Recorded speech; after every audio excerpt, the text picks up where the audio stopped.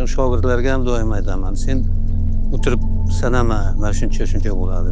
Eng muhim narsa shu san'atda endi o'sha yaxshi chiroyli narsani chiqarish kerakda. U pul o'zi kelaveradi keyin.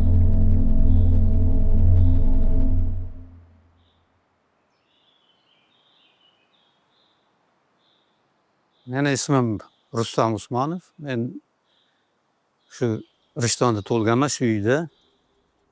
1954-yil tug'ilgan yilim. Bolaligimdan o'sha chizardim, rassomchilikka o'sha qiziqardim-da.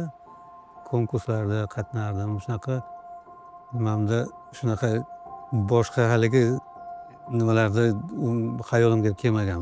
Faqat o'sha rassomchilikni o'ylaganman o'sha.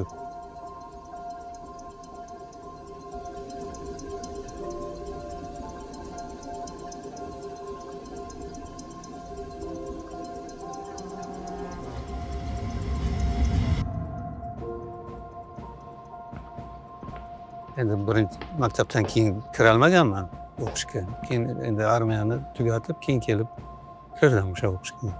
Saralik.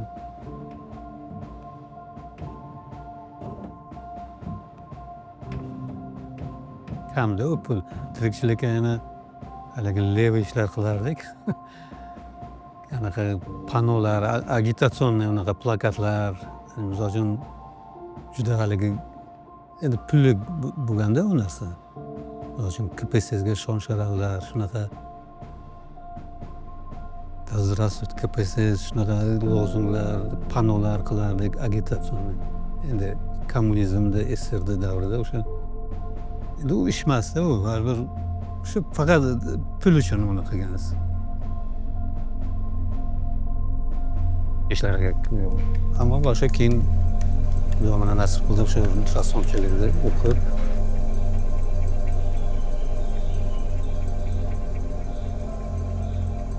Hammasi ketgandan keyin u 12-1largacha o'zim sekin o'shanaqa yoqtirardim-da, shunaqa ishni yoqtiraman.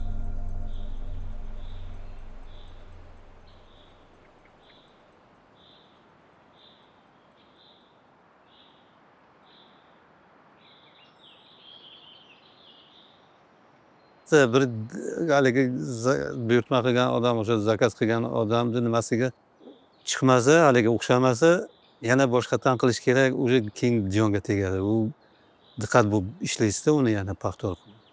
O'zingizga shunday от души shu svobodno ishlasangiz, u ish yaxshi chiqaveradi.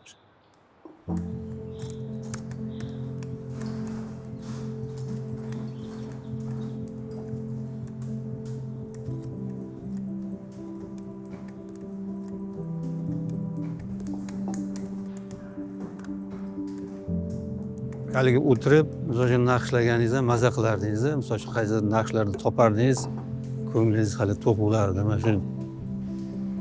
Mana shu ishni qildim.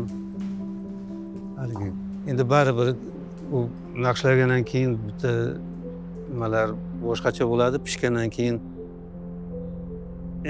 mana shuni bunaqa qilish kerak, bunaqa qilish kerak deb doim shu endi u doim shunaqa bo'ladi. Hozir ham misol uchun bitta narsani qilasiz, endi doim baribir o'sha nima deydi, idealni bir narsani qilolmaysizda.